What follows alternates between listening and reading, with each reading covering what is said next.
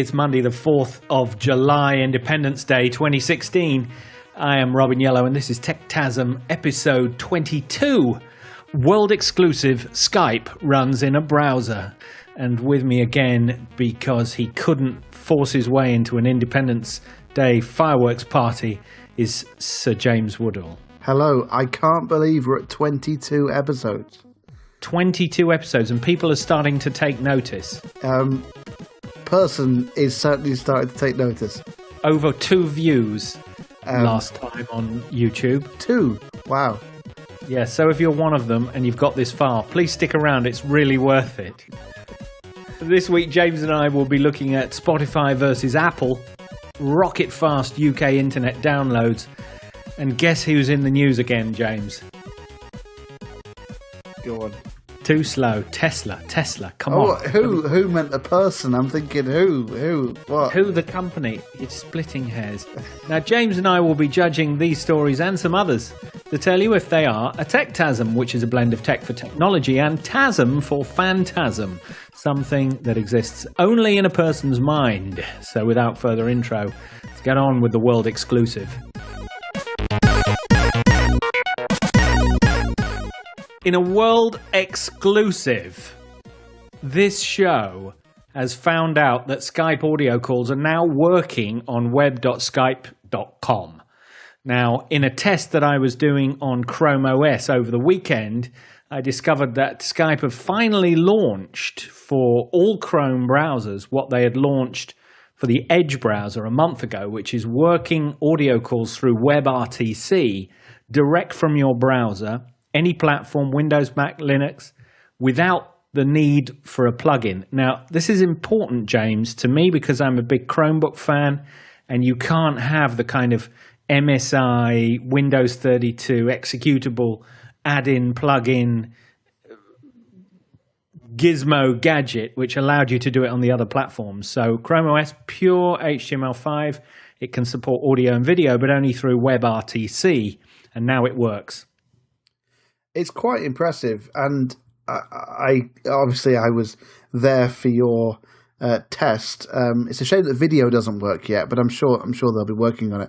Well, of course, there's no technical reason why video can't work. Correct. If you look at Hangouts, Google's offering that has been using video and audio through WebRTC for a couple of years now, and in fact, the same technology, WebRTC, will be used in the upcoming Duo video app which will be in Android N. When it launches. But so what's interesting and what I don't understand is if it's only been a month or so since it was enabled in Edge with a plugin and now without a plugin, why did they bother developing the with a plugin version in the first place? Because Edge supports WebRTC. Well, no. The version they released a month ago was the WebRTC version, but it would do a browser detect, and it would only work if you were on Windows in Edge. Okay. But there was a version, wasn't there, that required a plugin? Yes, that's correct. And it just installs a plug-in to your operating system and off you go. Yeah, okay. Well, interestingly about plugins, on a slightly related note, I was watching Now TV at the weekend, and it relies on a plugin. And if you try and open it up in Chrome, it doesn't let you through. You have to use a Silverlight-enabled browser, which oddly enough includes Firefox. I mean, who would have thunk it? I thought Silverlight was dead now. It turns out, well, it is, but, Microsoft have got a great history of supporting technology way past their sell-by date, Windows XP. So they kind of feel compelled that they have to support it. What I'm disappointed in is when Microsoft announced that they were going to retire it, companies like Netflix switched over, but Now TV seems to be kind of holding on, and it's really silly. So I guess going back to this story, it's fantastic that standards are being used because, as you say, you can now use Skype on all of your really super weird and crazy kit like a Chromebook. Now, one of the advantages, of course, of using an HTML5 feature function like WebRTC, which, do you know what WebRTC stands for, James? Probably real-time communication. It does. Web real-time communications, correct. And the advantage of doing that, of course, is that you've got direct access to the hardware through the browser, which is a binary, obviously installed on your laptop or desktop, which means that the performance is super silky smooth and fast.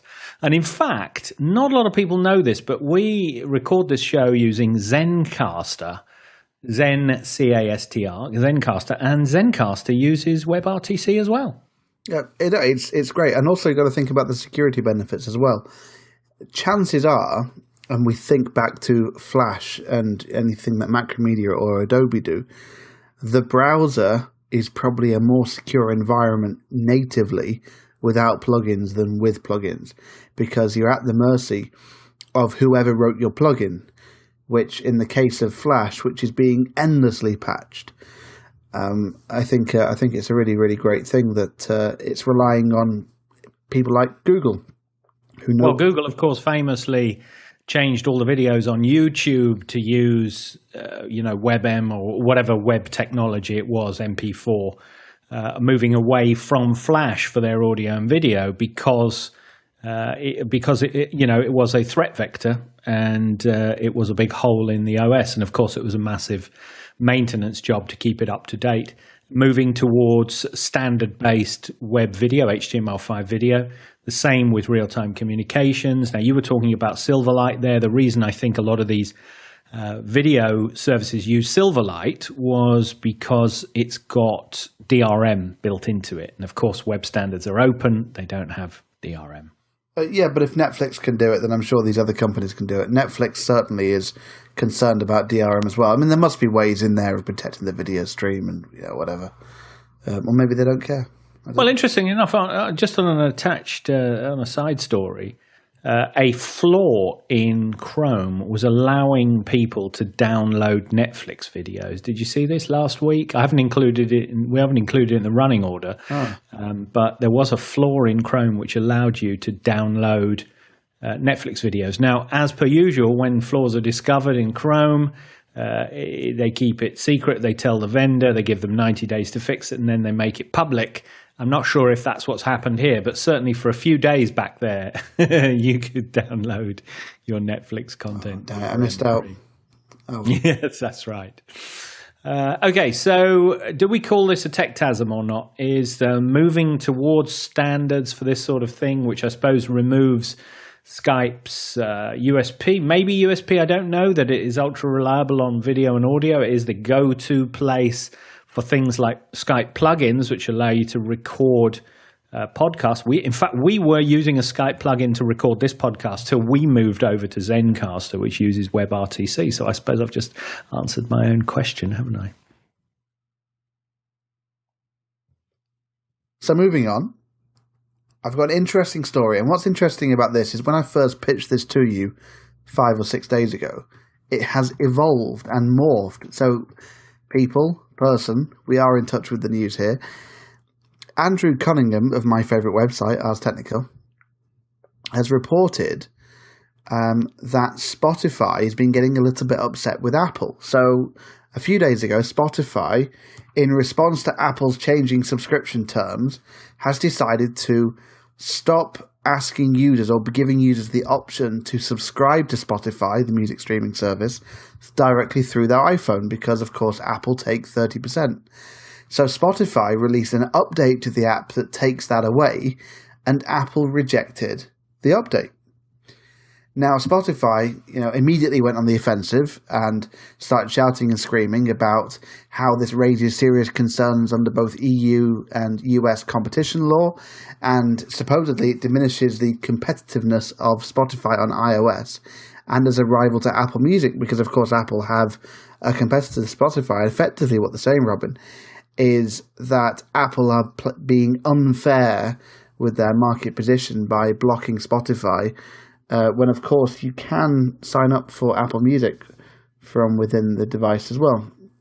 But interestingly enough, that was the first story. The twist is Apple have since kicked back and said that they would gladly approve the app if Spotify fixed a problem. And the problem was that the app violated some of their terms and conditions, which are clearly stated in the term and condition in this particular case is 3.1.1, which basically says that the application must not invite users to subscribe outside of Apple's system from within an iPhone. So you can't provide a link to a website that takes subscription, because that would effectively bypass Apple's cut.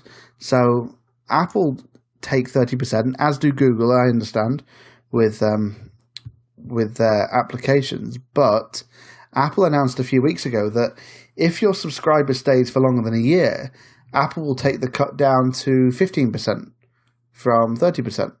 So, I don't know, it's very interesting. I think there might be a bit of egg on face for Spotify because, hey, maybe you don't like the way Apple does things. If you know, that's just the way it is. But Apple, as far as I understand, were playing by at least their own rules, and they weren't making them up as they go along. What do you think? Yeah, well, those are the rules for the walled garden. So the Apple ecosystem is a walled garden. Yes.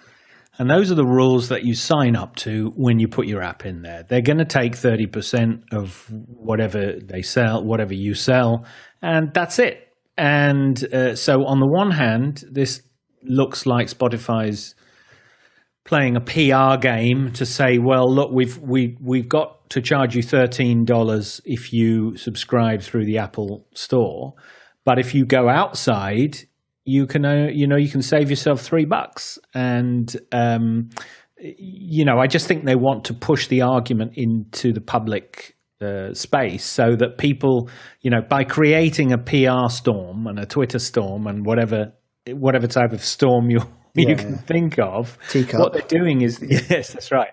They are raising the public perception that you can get a better deal by going direct to the vendor. And of course, I suppose this rule applies to a lot of services offered through the App Store. It absolutely does. But I think I'm on the side of Apple here, and this may surprise you, because they are dropping the fee down to 15%, and who can name a payment provider that will drop the processing fee after a certain amount of time. Spotify's $9.99 outside of the App Store. They'd still have to incur some fees and payment processing fees themselves there anyway. Now, this is a tax. It isn't a processing fee, is it? This is just say this is our business model. We have created this ecosystem of Apple droids such as yourself who will pay 30% more for stuff. A bit like BMW drivers, I suppose, and Tesla owners. And therefore, if you want in, you're probably going to make more money out of it, but there's a cost to it. And what Spotify is saying, well, look, when it comes to music, that $3 might make a big difference. And I just think they wanted to remind everybody that you only need to pay $10 if you go through the web app. The irony, of course, is that if the app itself says, if it says, and I don't know whether this is the case, James, if it says click here and it will take you to a web page so you can save $3, then that could be a little bit shady. Well, that's what they did. That's effectively what they did, and Apple banned it because of that. Which is, as you say, Apple are the ones providing the store. You get that with any store. I mean, as you say, it's the tax, and Apple users have made that choice. I mean, vendors can't really turn around and go, oh, that's unfair, because Apple will say, well, no one's making you put your app on here. Yeah, but by the same token, Apple doesn't want to send out too strong a message that it is ripping everybody off, because it may discourage vendors, discourage app sellers from using the that'll never happen. No, of course it won't. They've got one of the biggest markets. I mean, if an app developer... they got one of the biggest markets by profit. They don't have the biggest market by numbers, just to be clear. No, sure, but if you've got an iPhone, there's only one place you're going to get your apps from, and that's the App Store. That's true. So if an app developer turns around, I have to say... I don't hate Apple. I stopped using Spotify because it didn't work. I had an Audi at the time, and when I plugged in my phone into the car would insist on playing from the iPod app, as it was then called. And so my Spotify music just didn't work anymore in the car. So I switched from Spotify because it wasn't convenient enough. Now, admittedly, that was Apple's fault. But as a user, I had two choices: get a new phone or change my music provider. I changed my music provider to Apple. So, but it worked. It was a nice little ecosystem. So, So I think that Spotify have done a bit of a stupid thing by saying, "Oh, Apple are being really unfair," because Apple have pointed out to a rule that says, "Well, you're not following our rules. Here's the rule. Fix it, and we'll sort you out." Well, this is a total techtasm, I think. They just want to do a bit of cheap PR to get everybody to realize they can save $3. If $3 means a lot to you, then you can save it by going here. And I just think it's a bit of cheap PR. And I think we are participating in the whole sordid affair. All right, let's move on then. Did you know, James, the UK has the fastest mobile internet speeds in the world? When I saw this earlier, I found this really hard to believe. Well, IT Pro reported this week through an article written by Joe Curtis that Europe apparently is, when they say Europe, they mean mainland Europe, is 10 megabits slower than the UK. And mobile users in the UK have experienced average speeds of 27.9 megabits in the first quarter of 2016. And this data came from content delivery platform Akamai's State of the Internet report. It was the highest of all countries surveyed. Can you Adam and Eve it? That's ridiculous. And I have to say, I was in Cambridge a week ago or 2 weeks ago, and I did take a screen grab. And I'm looking now furiously for this particular screen grab. Don't worry, listeners. I'm sure you... If only you had Google Photos, you could search for it. Thank you for that. Well, while you're looking that up, the report also said that while some countries are struggling to catch up with the rest of the world in 4G speeds, the UK actually has an entirely different problem, which is that UK LTE networks keep getting faster, but the LTE coverage is not advancing at the same pace. Because remember, of course, James, your mobile data experience isn't just dictated by the headline top speed. It's also a factor of coverage and latency. And of course, without solving those problems, no matter whatever your top speed is, you're still gonna have a bad experience. Yeah, of course. What's really interesting about this story is it's quite nice because generally we're quite bad at these kind of things. I mean, if you think back to I can't find this picture. It doesn't exist. It doesn't exist, people. That's your camera roll. If you think about, like, say, landline coverage, we're terrible in compared to the rest of the world. I mean, certainly there are European countries that are far more advanced. Landlines? What's that, Grandad? Yeah. But you can get gigabit speeds and whatever. Although I will say, my brother sent me a picture earlier today of 700 meg down on his new 1 gigabit fiber line. So I think... Yes, and I suppose if you have to download a movie in a hurry from a gigantic server, then that's a useful feature to have. Yes. But, again, these things aren't, these headline speeds aren't really going to make a massive amount of difference to your life. But it's nice to know that as this country shrinks to become Little England, following the EU referendum the week before last, it's nice to know that we at least do one thing better than anybody else. So I've got a bit of a double story here, which is both to do with Tesla, your favorite company. And I wish I could say it was good news. As I'm sure you've probably read in the news, listener, there was a fatal accident due to Tesla's autopilot, which Ed Carson reports in Investors Business Daily. And the US regulators are now probing Tesla for what exactly happened. And the interesting thing about this is there is worldwide a vehicle fatality approximately every 60 million miles. And this particular one, this Tesla, is after 130 million miles. So it's already, I hate to use this phrase. Tesla stock went up then if it's twice as good as a human driver. Yeah, but they've gone from, can't do no wrong to, maybe this isn't, the answer. And I was reading a bit about this crash, and effectively what happened is a tractor with a long trailer cut in front of the Tesla, and because it was painted white, it didn't notice and brake, and it just basically plowed into the side of this tractor. Well, the company that provides the driver assistance camera on a Tesla is Mobile Eye. Yeah. They're an Israeli company. I have actually done a little bit of work with them before, and it is a camera-based system. So it doesn't use radar, it doesn't use LiDAR like Google's self-driving cars. It uses a vision system, a camera effectively mounted in the windscreen up near where the rear-facing mirror is situated. And as such, it can only make sense of what it can see in the visible light spectrum. Now, as you say, this white, flat panel-sided trailer pulled across the dual carriageway and created, a seamless white, unrecognizable kind of image to the camera that it obviously didn't make sense of fast enough. But it thought it was the sky because it blended in because it was a clear day or something. Yeah. Well, I also read somewhere that the driver of the truck, who knew nothing about it, because basically the Tesla, I think, went under the lorry, didn't it? Just shot under, and it was all over. The driver, who obviously jumped down from the cab to go and see what was going on, said he did hear Harry Potter playing on some kind of device.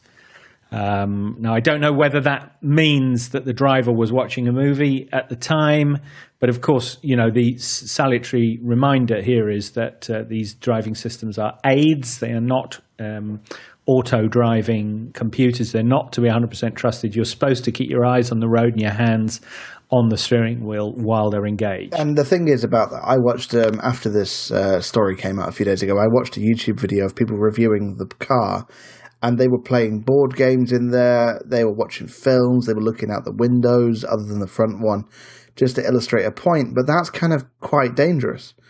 I think they're living in some kind of future world where all of these things have been ironed out. But certainly it looks, based on those figures, and I know that Tesla also vehemently, aggressively deny any problems with their cars, but it looks on the face of it that it is twice as safe as a human, that they haven't had a fatality yet. Yes. So, it's difficult in the face of, I think, of any death to take a positive spin on it. But I suppose, this is about making the roads safer, and lots of people get killed every day across the world driving cars, and these systems will lead to a safer world. So therefore, it's not going to eradicate death on the roads, but I think it ultimately will help. But my question, James, is why... obviously, a top-end system like a Tesla, I would have expected it to have LiDAR and radar. I was thinking the same thing. It seems a bit cheap that they would rely on a vision system because, there's clearly this obvious flaw, and a radar or LiDAR or whatever will not have had a problem with this. No, because it will have, obviously, a radar or LiDAR will have picked it out as a solid object, irrespective of its color. Yes. Or certainly done a better job than a visible spectrum light system only. That's not to say that Mobileye isn't a great system. It is. It's used in BMWs and other high-end cars. So it isn't like it isn't the best system out there. It is.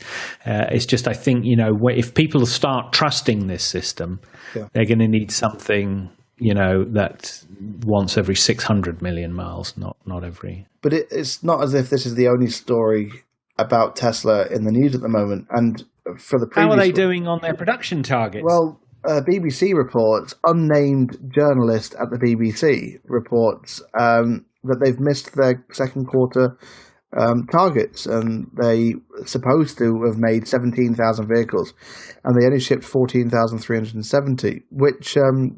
okay, you might be how asking... How the hell are they going to make 400,000 Well, exactly, that's the point. How can the company, who they say at the moment they've got an annual target of between 80 and 90,000 Model S's and Model X's, how are they going to do the 375,000 Model 3s that are on pre-order? They've clearly got some major construction problems. It's very nice building a luxury, expensive car like this, but... the profits, I'm guessing, are probably not there at those volumes. They need to increase the volume to actually turn into a company that's, going to make profit. So I think they're having some real problems. And what this BBC article said is that Tesla shares have fallen by 13% over the past 3 months. Wow. Is the honeymoon period over? I'm not sure the honeymoon period is over. It was inevitable that at some point this was going to happen. So I'm quite comfortable with the fact that, this is a natural progression as the number of miles, the number of models in the range and the number of miles on the cars increases. They're going to start experiencing the problems that every other auto manufacturer is familiar with. So I think this is a perfectly natural part of the process.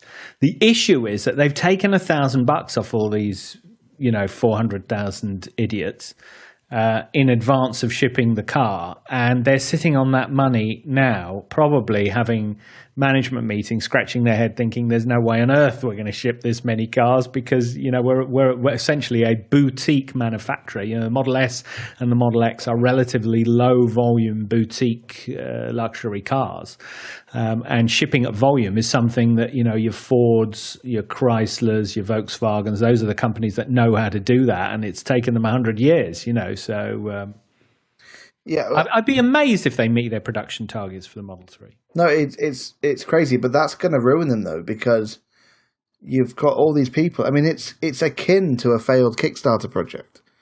Yes, that's exactly what it is. It's Kickstarter on a grand scale. It's a public company. I'm looking here with a market cap of what's that, $32 billion. That they're going to be effectively. They're just spending all this money on not hitting their production targets. The thing is, volume production and manufacturing of electronic hardware is an art in itself. When I do a lot of work with the automotive industry as you do a lot of work in the hardware space, and you can make something great, but if you can't manufacture it, well, it's irrelevant. Well, I've just done a quick calculation. That is 84% of their target. So, they missed their quota by 16%. The shares went down 13%. Well, the world didn't end. If they exceed their target in the next quarter, maybe their targeting process is inaccurate. Yeah, but and that's fine. But we're still talking about relatively low volumes. I was reading that Mini in Oxford produce almost 1,000 cars a day. A day. So now, yeah, but you see, BMW know what they're doing. That's what I'm saying. Is that I don't think Tesla have the skills in house to do this right now, but they will develop them. So the Model 3 is still a good idea. And also, if it does nothing, I mean, Volkswagen have recently announced in the wake of Dieselgate that they're going to start selling 30% of their car sales by 2030 will be all electric vehicles. So they've already basically committed to electric for the future. So if it's done nothing more than galvanize the rest of the industry for doing something, then it can't be a bad thing. Yeah. So I guess really the question that we're posing is, there's no Techtasm here. There's no tech. I want to say, is Tesla going to survive? I mean, yeah. Definitely. There is no Techtasm going on. Tesla, strong company. I predicted their demise 6 years ago. I was wrong, and we'd be wrong to call it a Techtasm today, I think. Only time for one more story, James. Big news out of California. Google have told us what the Android N release. Just to be clear, Android, every time it's released, has a code letter, which is in alphabetic sequence, then a code name, and then a version number. All right? Does anyone care? Probably not. But they have announced the name of the next release, Android N. And do you know what it is, James? Go on. It is, depending on your pronunciation, Nougat, Nougat, or Nugget. I have to say, I think it may have been one of our first episodes. I think I called that. I think you did. Do you know? I think you absolutely did call it. But let's face it. I mean, if you're doing tasty treats and you've got N, other than branded products like Nutella. Yeah, which I think was the one that you came up with. Yeah. Yes, that's correct. Yeah, and I was wrong. But I'm regularly wrong. 2 wrongs in 3 minutes. Indeed. Do you want to know? Do you want to have a quick, little quick recap actually? Because that is who was the news in that. Well, there isn't any, is there? I'll give you a little recap of what's in Android N. Go on. See if this whets your appetite. Unlikely, but go on. Well, the Android Nougat. I'm going to call it Nougat because that's my pronunciation. That's how I was brought up to pronounce that thing, Nougat. Yep. We're going to get that in early September 2016. And some of the features that we're going to get are going to be inline replies to messages. iOS. From the notification bar. Nothing was invented in iOS. Shut up. But iOS has it. I can take you a screenshot now if you want. No. It does it in in Marshmallow. Okay, so the current version. How is this an N feature then? Because it'll be available to everything, rather than just specific apps. It's also going to give you split screen applications, so you can run two apps at the same time. Yeah, I didn't say anything there. Yeah, okay, go on, Karen. It will have a feature called Data Saver, right, which allows you to flick a switch next to the app, and all background data from that app will be blocked. So, for example, if you block Facebook because of its data-hungry background pre-caching nonsense that it's doing continually, it means, and you whitelist Spotify, it means that your Spotify music will come through in crystal clear quality. iOS. I know what you're going to say now. Another one of its features, night mode. Oh, you just teeing me up, aren't you? I'm just walking into this, aren't I? And a new quick settings area. Now, obviously, there's plenty of detail in there and plenty of improvements, but it's not a massive update, is it? I mean, it's just the next one along. Yeah, I am not getting terribly excited about that. 2 questions, right? The current version is 601 or 602 or whatever it is. Yeah. Which is Marshmallow. What is going to be the version number of Android Nougat? Will it be 6.1 or 7.0? They might do like a Windows thing where they've basically just taken Vista and just very slowly updated it over the last couple of years. So I'm going to say 6.1 because there wasn't a 6.1. If you think Android 2 lasted for 2 years or whatever, wasn't it? Well, of course, there were multiple versions. There is precedent for this because Jelly Bean was, what was it? Jelly Bean was 4.2.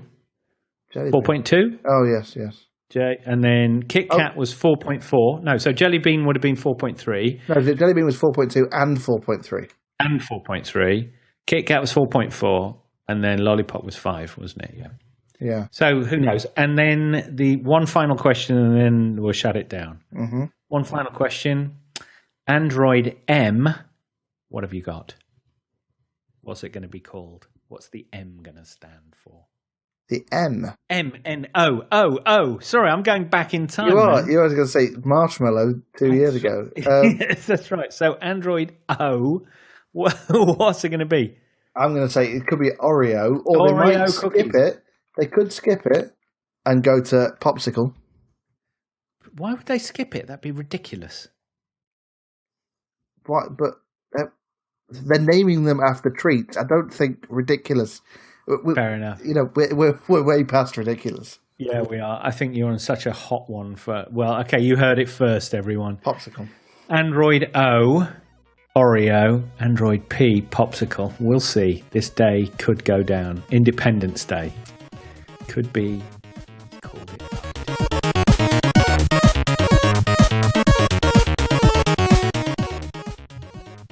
That is all for this week in crystal clear audio quality.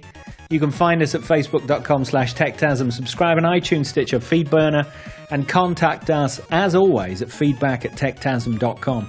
And remember, if you are subscribed on iTunes, because of the incredible weight and value of everything Apple, if you give us 5 stars, this will encourage others to follow you like sheep to the slaughter and subscribe too, and it really helps us and it won't cost you anything. Thank you so much.